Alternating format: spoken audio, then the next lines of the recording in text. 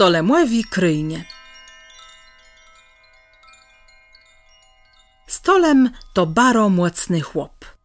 Ten mógł wsiedkłe zwrócec, wsiedkłe do góry nogama przewrócec. Był w sztandze kłeszczuł zburzec, a prąd żelazny, tak greby jak kłeźdy z nas, był jemu letci jak knepel. Człowiek na chterny go łonle wezdrzył, ale go chlunął, ten musiał zdzinąć jak mucha.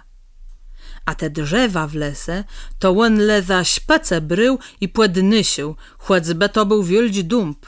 Tej łon wyrywał z kłerzeniama, a tej łon jen wzuł w jedna ręka i to mu było tak, jakby łon wzuł jaci z cji. Ciedes płetky łon stolemka. Łówidza musa baro i łen ryt był besazniu łeżenił. Łeni są wiatowale.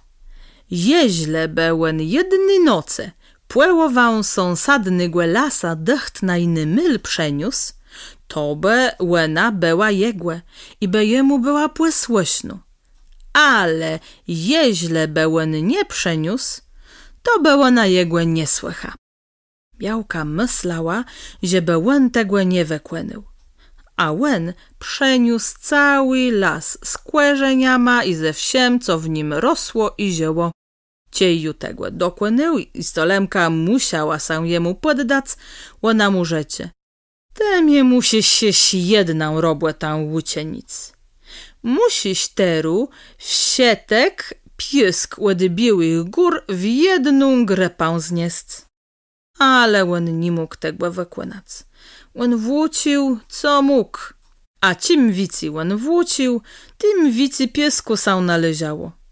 Tej łon sa zaciął głerzec i rzekł do ni. Te jest chytrzysiu jak je. To jest mnie za chytru, ale jece jednak dostona, bo je przy tym nie mogła stać. Inaczej jeby so narobił sromłete, żeby je tobie ustąpił. Jeby so nie mógł pokazać na łecie moim bracom stolemum, bo bym jak wysno ługardlele. Te musisz być moja i przerzecieś mnie płesłośność. Stolemka, widząc, że on nie ustąpi, peżna sa urzesła. Płetemu wydała się za negłe stolema, ale rys nie myślała być mu posłyszną po łazienku. Midze nima nigdy tyś nie było zgłede. Łoni sa dzyń w dzyń łuzirale, a jedno drodzi mu nie chciało żadną miarą podlegać. Łoni sa tak długo swarzele, jaś sa na łestatku wiatowele, że tomy dobyty, co je mocniejsi, i dali swój kam rzucy. Na to łoni sobie wybrale na łeksości górze dwany wiksi kamienie.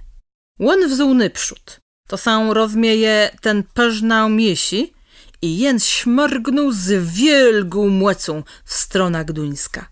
Ale łena, jak sam zasadzęła, tak da swimu taci świąg, że łen jeść kilka szlachów dali lecył, niźle nen. Łet tego czasu musiał ten stolem swojej białce podlegać i ja słychać, spełniać wsiedci jej ziedźbę. Jeś nie tak dywno, jak się jachało z Wejrowa do Gduńska, leżały za grabówką niedalek siose, a jeś dochty blisko świątojańści karczme, łot figurę świątego Jana tak nazwuny, dwa wielkie kamienie.